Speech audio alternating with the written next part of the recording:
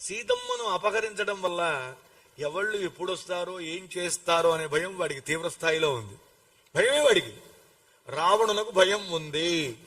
ఎందుకని భయం ఉంది అంటే 14,014 మంది రాక్షసులను అవలేలగా జయించిన మహాపరాక్రమవంతుడు రామచంద్ర భగవానుడు. అరే, రామునితో నీవు విరోధం తెచ్చుకోవద్దు, ఈ పని చెయ్యొద్దు.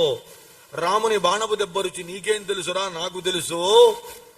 అసలు రకారాదీని నామాని శ్రూయంతే యత్ర రావణ రత్నాని చ రథాశ్చైవ సంత్రాసం జనయంతి మే అంటాడు మారీచుడు.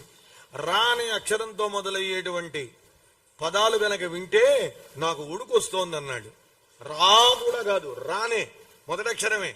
రత్నాలు కావచ్చు, రథాలు కావచ్చు. అందులో నువ్వు రావణుడివి. రావణ అన్నారు. రా అనగానే గుండు చొల్లు మంది.